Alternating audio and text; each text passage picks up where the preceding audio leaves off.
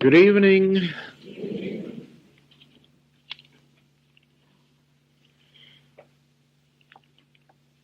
The principle of this message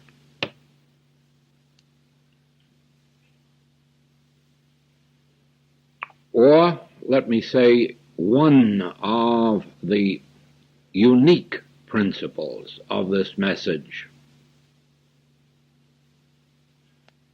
concerns the word impersonal or impersonalization.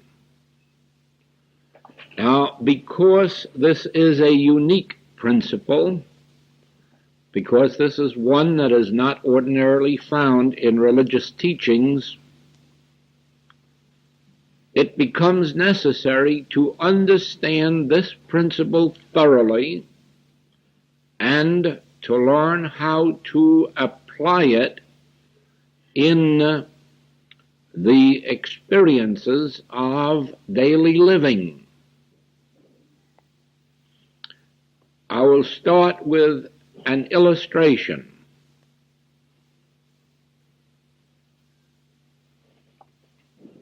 Heretofore, as humans, we have looked first to parents for our good, to employers, to children, to brothers or sisters or friends. For one thing, we look to parents. For something else, we look to children. For something else, we look to brother or sister or friend. But it is a part of natural, normal human living to look outside of ourselves and to look to others for those things which actually we already have embodied within our own being. And the reason we do not know it is that we have thought of ourselves as human beings, finite, limited. We have thought of ourselves as being limited to our education or environment, or limited to our present finances. And because we have so thought of ourselves, we have brought forth the demonstration of limitation. Whereas, if we knew that I and the Father were one,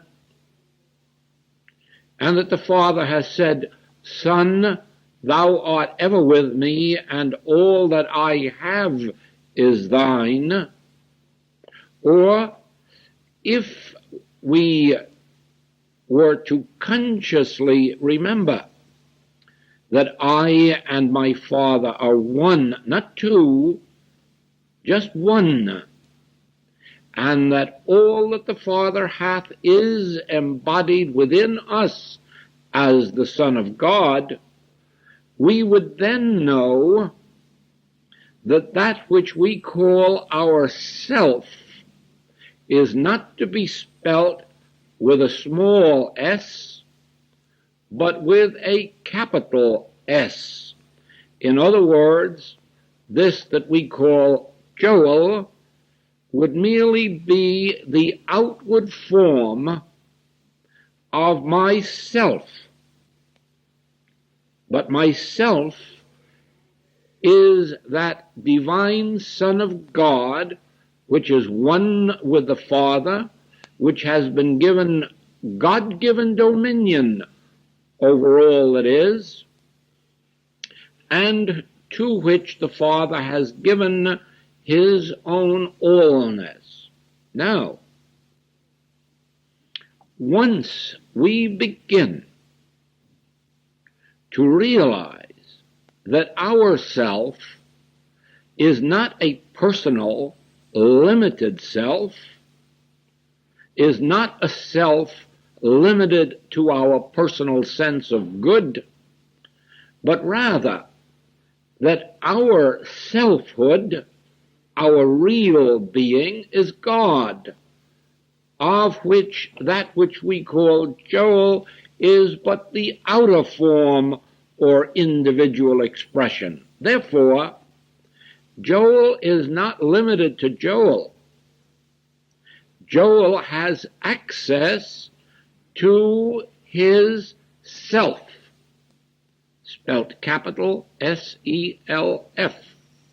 Therefore, when we meditate, when we make contact with our self, our divine self, our spiritual sonship self, our God self, our real self, our infinite self. Therefore, from the moment that we have contact with it, infinity begins to flow forth, and immortality, eternality. Let us think for a moment of a seed. The seed that you're going to plant in your garden. Rose seed, apple seed, any seed. And as you look at that seed, you must agree that it is limited. It is limited to its seed self. Now, what can a seed do or become? And the answer is nothing. A seed by itself will always remain a seed. It will never be more than that. Just a seed. It can become less. It can wither and die and be even less than a seed. But more than a seed it never can be of itself. But planted in the earth, let it be one with its source. Give it access to all that surrounds it, to all that is its real life and being, and your seed evolves and becomes the rose bush with dozens and dozens of roses, or the apple tree with hundreds upon hundreds of apples, all from a seed that of itself was nothing. I of my own self, says the Master, can do nothing. If I speak of myself, I bear witness to a lie. But I and my Father are one, and I can do all things that the Father doeth. I can be all things that the Father is. I am the life. I am the truth. I am the way. I am the bread and the meat and the wine and the water.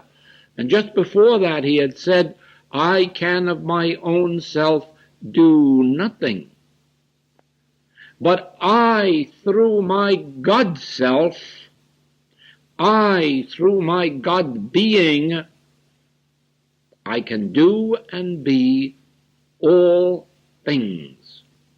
And so it is then that as the seed is restored to its native element in the soil, all that is in the soil begins to pour forth through the seed and eventually becomes the full-blown product.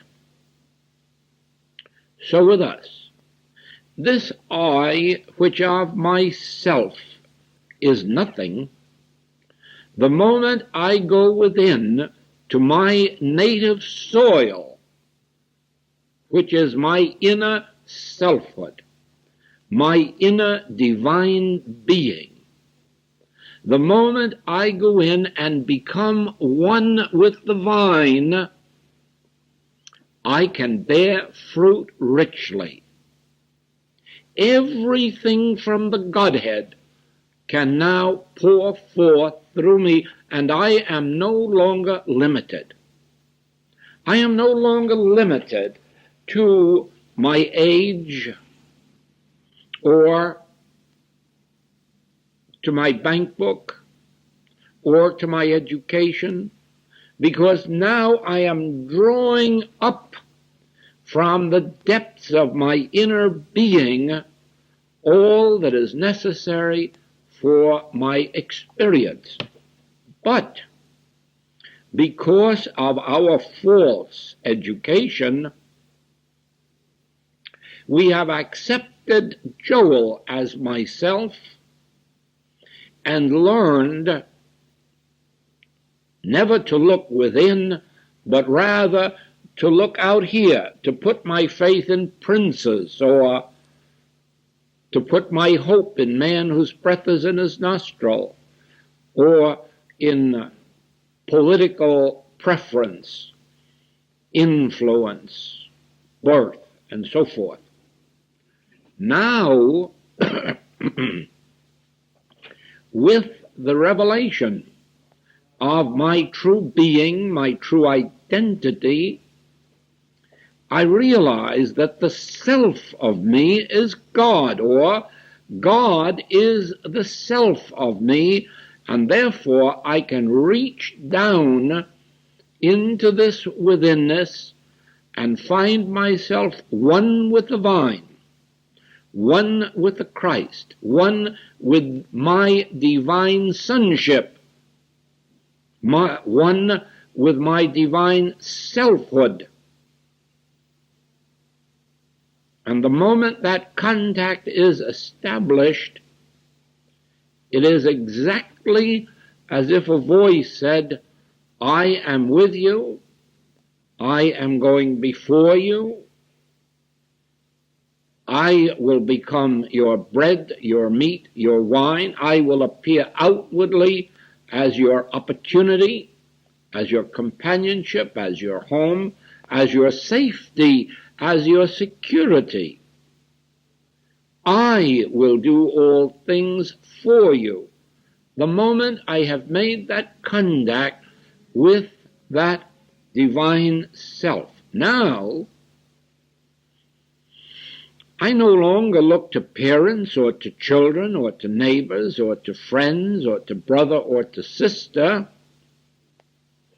I look within myself, make contact, and then patient until the flow begins to come from within to the without. And then I find that I do not have to depend on those outside of me, but rather I can share of this infinite storehouse with them until they in their turn learn the infinite nature of their own being and begin to draw on it.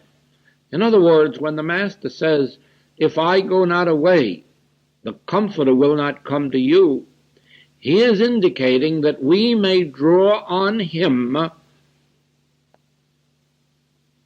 until such time as we too have gained the realization that he before us has gained.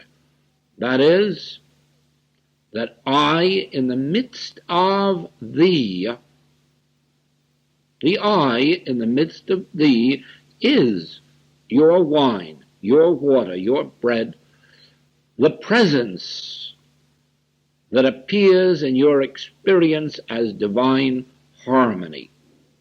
Now you see, while you are practicing this, meaning while you turn each day in one of your periods of meditation to the realization that God within me is the self of me. God is my true selfhood, my infinite selfhood. And it is my Father's good pleasure to give me the kingdom. My Father knoweth what things I have need of, even before I speak. Therefore, in this meditation, I need only acknowledge, Father, thou art closer to me than breathing, even in the very midst of me. And because thou art the infinite intelligence of this universe, thou knowest my need, even before I do, even before I could possibly ask. And it is thy good pleasure to give me the kingdom. Whatever that may be, it is thy good pleasure to forgive me my sins. It is thy good pleasure to go before me, to make the crooked places straight. It is thy good pleasure to be my constant companionship. It is thy good pleasure to be my bread, my meat, my wine. Thou art my bread, my meat, my wine. Thou art my life eternal. Thou art my resurrection. Thou, Father, in the midst of me, art my infinite supply, my eternal life. And only from the divine fountain in the midst of me will I look for my good to flow. And you see, while you are doing this, you are now dying daily to the belief that someone external to you owes you something, that someone external to you must provide for you, that you are dependent on a person, a group, an employment, an investment, that you are in any wise dependent except upon this infinite self, which is your being. And it becomes easier to you when you think of yourself in terms of capital S instead of small s.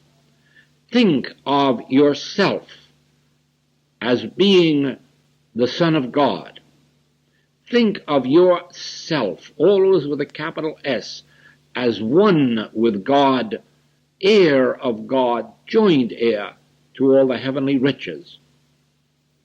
And then you will find that you have impersonalized yourself, because gradually you will come to realize that you are not finite being. You are not man whose breath is in his nostril.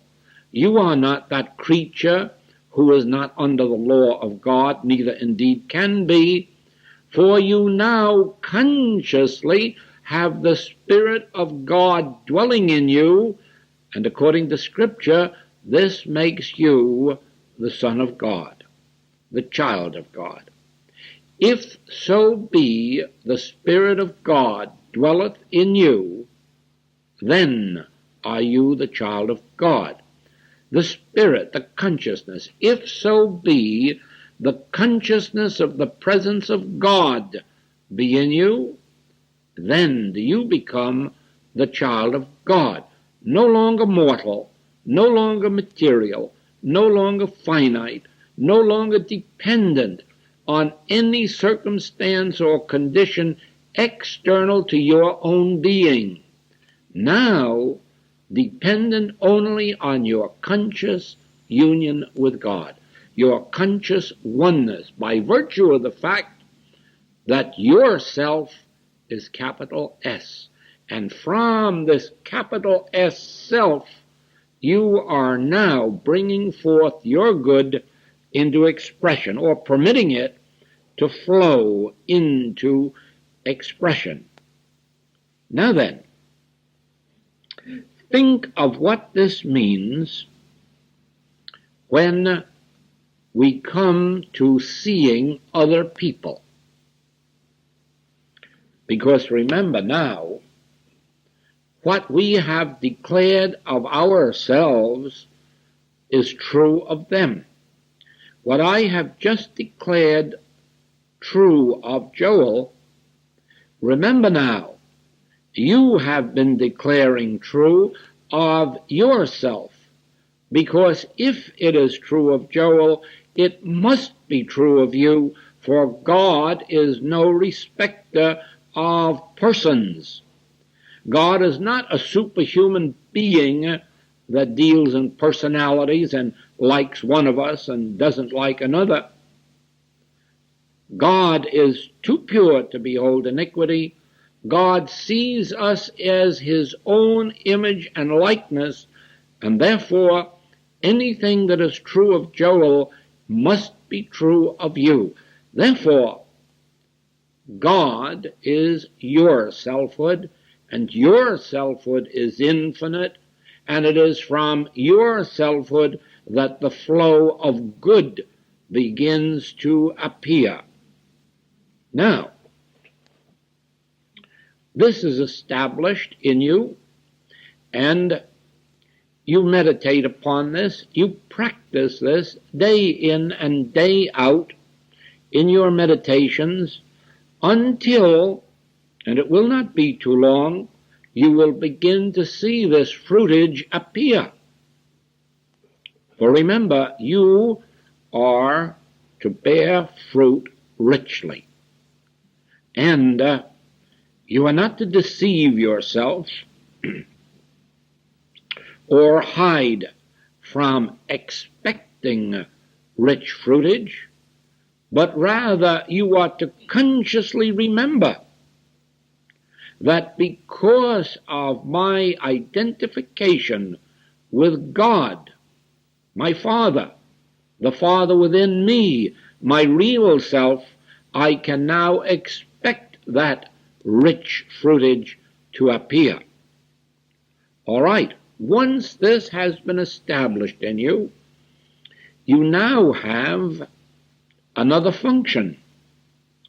You have to begin secretly, silently, and very sacredly to look around the members of your household, the members of your family, the members of your friends. And remember now what you have thought they were, and begin now to change your concepts of them, so that you realize that all this that you have been declaring of yourself, all this that you now are knowing to be the truth of yourself, is likewise true of them.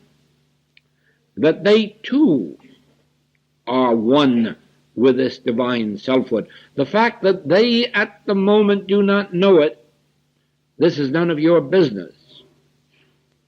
We are not dealing with their demonstration, but your demonstration. And you will not have a demonstration unless you begin to perceive that this truth which you have declared and realized about yourself must be a universal truth. Therefore, regardless of their lack of demonstration, regardless of their lack of willingness to even learn about their identity, you are secretly and silently knowing their true identity. You are doing this in your business, of your employers or your employees, or of your customers or clients. You are knowing this in the classroom, of teachers and of pupils. You are knowing this in the government. It makes no difference what these government people may seem to be or may seem to be doing, you are now realizing their true identity. You are now realizing their oneness with their source. And the reason is not to give them a treatment, just to save yourself from being a malpractitioner. Because unless you are seeing them as they are, you are malpracticing them, and your malpractice comes home to roost. You know, our malpractice of other people never harms them, and their malpractice of us never harms us. Malpractice acts as a boomerang. It goes out from us and eventually hits nothing, because it's only aimed at our concept of somebody, not at somebody, and therefore it turns around and returns and cuts our head off. In one way or another, malpractice is a boomerang. It never strikes those at whom it's aimed. It always turns around and reaches the sender. Now, all malpractice is not malicious. All malpractice is not intended to harm anyone. But unless you are seeing even your enemies, and this is the meaning of pray for your enemies, unless you are seeing everybody as one with God, joint heir, unless you are seeing that self with a capital S is the true identity of everyone, you are malpracticing. You are sort of setting up a new hierarchy. I and my friends are all perfect, and only all the rest of the people aren't. This isn't true. The truth is, we are all one in Christ Jesus. We are all offspring of God. We none of us have human fathers. We have but one Father. The relationship of human father has no relationship to the word Father at all. There is but one Father in this universe. That is God. And all the rest of us are offspring of that one divine principle. And we are malpracticing when we do not recognize this truth. Now then, we have impersonalized our sense of self as applied to myself, and we have now impersonalized our sense of self as applied to yourself, and we have impersonalized our sense of self as applied to all of the people of this world, including our enemies. Now, just imagine what happens when you sufficiently meditate on this truth so that you do not recognize any selfhood apart from God. Could you possibly suffer loss or destruction from another if there is no other than God? Can you ever be the victim of injustice, inequality, or any other evil if there is no selfhood than God? This applies very much in our work where we have cases at law, and that is a very frequent occurrence in our practice, that students, patients, friends are brought into court or are caused to be in court in some kind of case. And of course, once you're in court, The biggest word there is justice, because nobody is in court for any other purpose than that of securing justice. And therefore, unless you are seeing God as the selfhood of yourself, of judge, of jury, of attorneys, solicitors, prosecutors, unless you are seeing God as the self, how can you possibly expect justice? Can you expect justice, equity, mercy for a man whose breath is in his nostril? If you do look for it there, you are apt to come out very disappointed in all of your relationships in life, unless you are looking for your good, for justice, for equality, for mercy, for understanding, for cooperation, unless you are looking for it to the divine self of all being, of every individual, you are looking amiss. You may not find it. So it is that your much meditation on this subject will eventually bring to you the conscious awareness, the actual conviction that God constitutes the selfhood of every individual, and therefore self must be spelt with a capital. And so if you are going to court, or if you are going to employer or to union for justice, be sure that you are expecting it from the divine selfhood of individual being.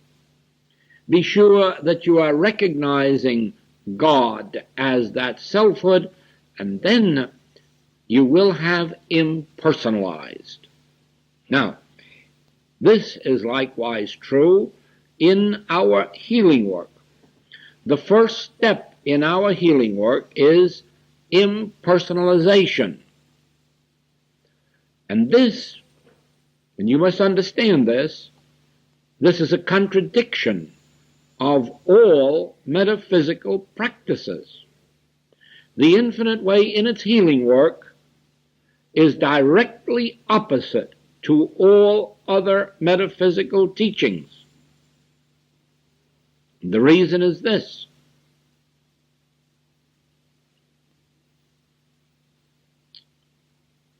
we do not look within you for the error that is causing your trouble. We do not look to your wrong thinking for the cause. We do not look to the sins for the cause.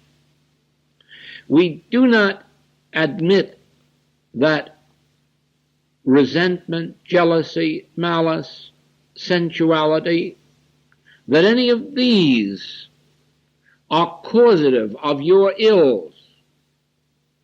We do not agree that the cause of your illness or your poverty or your sin lies within yourself. We start with self with a capital S, which impersonalizes you and makes God your selfhood, and therefore divine qualities the only qualities of your being. Therefore, there is no sin in you, nor is there any effect of sin in you, nor is there any disease in you, nor any cause of disease in you, but rather all evil which seems to be manifesting through you is recognized as impersonal, as being no part of you, since God is your being. Even your body is the temple of God. Therefore, this evil cannot be in you or in your soul or in your mind or in your being or in your body. Where is it then? It is in an impersonal belief in mortality, in mortal selfhood, in a sense of separateness from God, which you aren't. You aren't separate from God. You are one with God.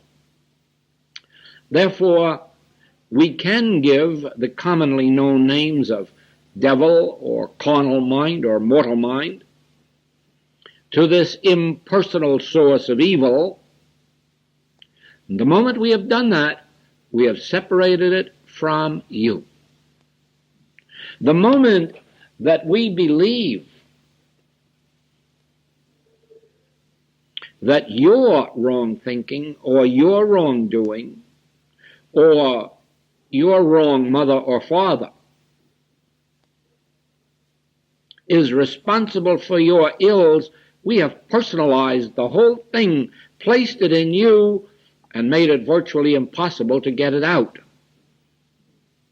Whereas, if in our healing work we recognize God constitutes your being, therefore this evil, regardless of its name or nature, is but this impersonal carnal mind, this universal belief in two powers, this universal belief in a selfhood apart from God. We have impersonalized it, and we have, in more than half the cases, have brought about your healing, and the other half we will bring about if only we will stick to this principle faithfully and persistently until we have overcome the belief within ourselves that there is any you separate and apart from God. Ah, yes, but see what happens. The very moment that you have a grievance against anyone, you have the belief of injustice from them, or lack of mercy or cooperation, you are pinning the evil onto them or into them that we have just removed from you. In other words, your demonstration consists of the ability to impersonalize. And that means that regardless of who it may be that you think is ungrateful to you, unjust to you, immoral to you, neglectful of you, this you must reverse instantly and realize that you have been guilty of malpractice. You have been guilty of seeing God's child as if he were a sinner, God's child as if he were ungrateful, unlawful, unmerciful. And you must begin to realize God as the selfhood of individual being, thereby impersonalizing. Now, there is a wonderful experience of impersonalization in Scripture, in the story of Sapphira and her husband, where after the crucifixion the disciples have banded together, but because of persecution have gone underground.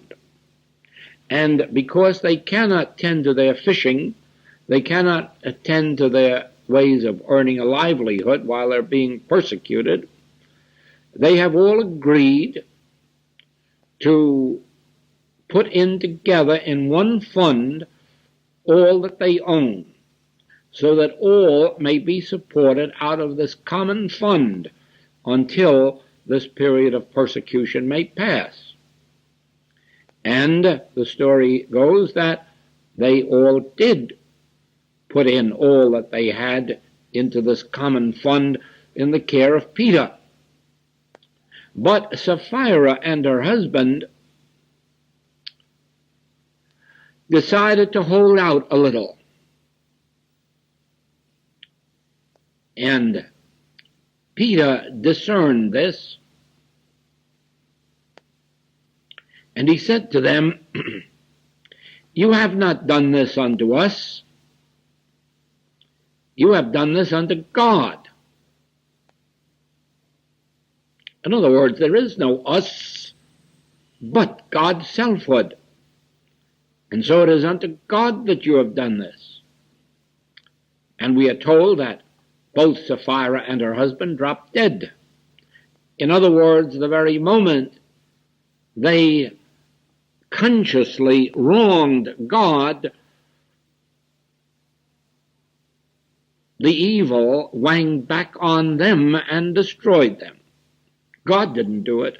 The evil that they aimed at this band of disciples really banged up against the selfhood of God, which is invisible, incorporeal. And so there was nothing there and nobody there to receive it. And it had to boomerang right back on the sender.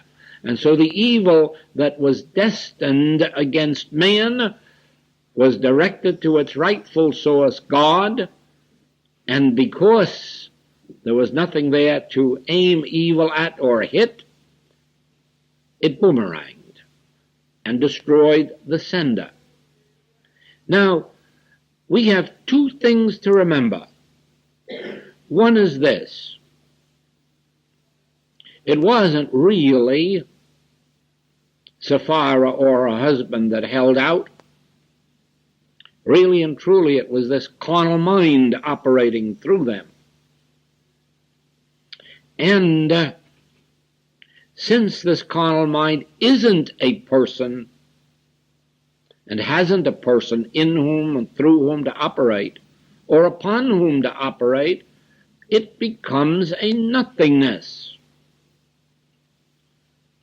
When you impersonalize it and first begin to agree, you have not done this unto me, because there is no me separate from God. I have no selfhood but the capital S selfhood. So therefore, you have not wronged me, you have not injured me, you have not aimed this at me, but at God. You will find that you have impersonalized yourself, and any human error that is aimed at you will not strike you. Then, if you will remember also that those who aim evil in your direction, that they're not really aiming it at all. They are merely instruments through which the carnal mind is operating. You will more than likely release them from their sin and bring about their forgiveness. In other words, if you personalize it and say, you have done this unto me, it may turn around and strike back at them. If it did, it would probably be their fault in the sense of their allowing themselves to be used. But we want to go higher than being avenged. We want to go higher than seeing revenge upon someone. We want to see those who do evil to us forgiven. In other words, released from whatever evil is grasping them. And so the safe way is, if in your experience there is any ingratitude aimed at you, or any lack of mercy or justice, realize first of all your capital S self, and then realize this is really not aimed at me at all. This is aimed at God. And then, by realizing why it isn't even people or person who is aiming it, they are merely the innocent victims, ignorant victims of carnal mind, of ignorance. Father, forgive them. They know not what they do.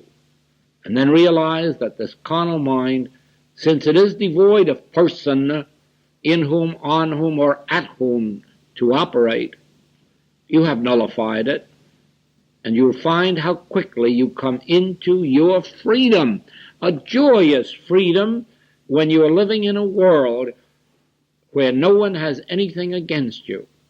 And if there does seem to be anyone, you've now recognized that it isn't person, it's an impersonal source, which is really not person and not power. Now, you see, this act of impersonalization is a conscious one. It will eventually explain to you why you could sit around from now until doomsday praying to God for something and it wouldn't come. Or you could sit around from now and to the end of time praying for justice or cooperation or gratitude and not get it. In other words, good can only come into your experience through an act of your own consciousness. There is no outside God to see that you get mercy or justice or kindness. I would like to remind you, very sadly, let me assure you, we have a television program in the United States where every week a group of most wonderful, unselfish individuals bring about the release of some man from prison or woman who has been sentenced either to life imprisonment or to the death penalty, who at the time of their sentence were innocent of the crime. And they managed to find not less than 52 of these people in prison every year. And don't you know that they and their relatives were all praying for justice when they were sentenced to life imprisonment or the death penalty, when innocent of the crime? And you say, what good was their prayers? And the answer is none. Because that type of praying is not prayer. It is ignorance. Do you want justice, equality, mercy, kindness from this world? Then you begin in your meditations to impersonalize the evils of this world and begin to know that you are not the source of evil to anyone, because God constitutes the selfhood of your being, and no one else is the avenue or channel of evil toward you, for God constitutes their selfhood, and any evil apparent in your world is a product of a universal thing called carnal mind or mortal mind, which in and of itself is nothing until you give it a person in whom, on whom, or through whom to operate. You see, the responsibility is on your shoulders, because the Master says, ye shall know the truth, and the truth shall make you free. But he doesn't say the truth will make you free without ye knowing the truth. As ye sow, so shall ye reap. But there's going to be no reaping of good if ye aren't doing the sowing. All of harmony and success in life is up to the individual. And to sow to the Spirit means to impersonalize to the extent that you realize God as the true identity, not only of every human every animal, every plant. Once you begin to perceive that there is only one life, and that this God is the life of the human, of the animal, of the mineral, of the vegetable, you will find all life flowing joyously to you. And that is the only way that eventually will come about the lamb and the lion lying down together. Once it is perceived that the life, the mind, the soul of the lion is the life and the soul and the spirit of the lamb, for they are one. And in your recognition of this, it will come about. I have witnessed this dozens of times, not with lions and lambs, I must admit, but with cats and dogs who are always chasing birds. It seems to be their nature to chase birds and kill them, sometimes for food and sometimes just for wanton destruction. But I have witnessed over the years dozens, literally dozens, of times when I have been called into homes where there were cats and dogs of that nature, and with just a treatment completely dissolved that bestial nature of the cat and dog and made it possible for them to be friends with the birds. Just through the realization there's only one life, there's only one soul in this universe, there is only one being in this universe. God is the life of all of us, and the life of God doesn't end with a human being. The life of God is infinite. Therefore, the life of God is the life of you and of me, of animals, vegetables, minerals.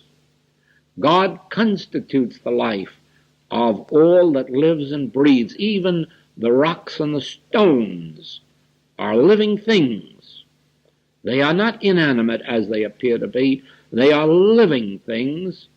They breathe, and God is the breath of their being. This too, you see, is impersonalizing. It is really making God, the divine self, the self of you and of me and of he and of she and of it. As we meditate on this day in and day out, the truth of this begins to unfold from within ourselves. We gain the conviction of it. I can give to most of you, I might say to all of you, this letter of truth, and to some of you convey even the very spirit or consciousness of it. But for most of you it will be necessary to meditate, ponder this, until something wells up within you and says, this really is truth. This is the truth of being. God does constitute my selfhood. Therefore, my selfhood is not subject to weather or climate or hate or envy or jealousy or wrong thinking. My selfhood is intact in God. My selfhood is intact in its immortality. It is not subject to the beliefs of mankind. It is not subject to the beliefs of mortality. My selfhood does not age. My selfhood does not change. My selfhood is divine, immortal being God. Ah, yes. But let's be awfully quick. The very moment that we catch the realization that this is true about us, let us immediately turn to every member of our household and then widen that circle until we have taken in the entire world and realized God constitutes individual being. And then you will see there is no selfhood but God. And for this reason, then, We do not pin error onto any individual, not even ourselves. We do not claim that our jealousy, our envy, our greed, our lust is responsible for our ills, because we haven't any such qualities. Any such qualities that may temporarily be expressing themselves through us must be recognized as having their source in the impersonal, carnal, or mortal mind, or devil. And as long as they're out there, they're nothingness.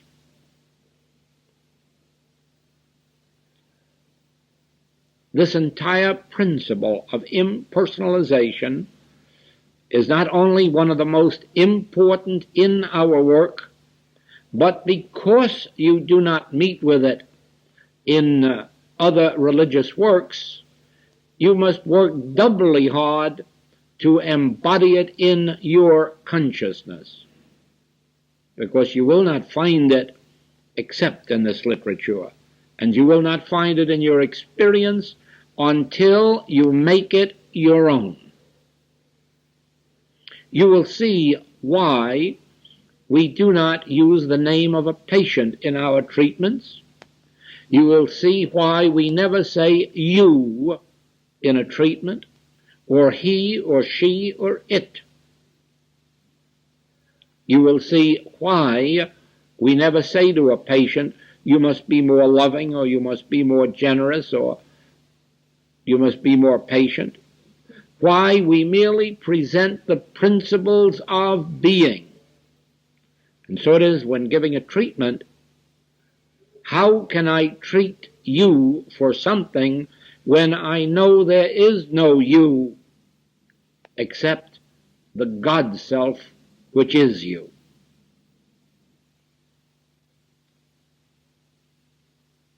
Should this leave you with any questions, do not hesitate to write them out and put them on this table tomorrow night. Thank you.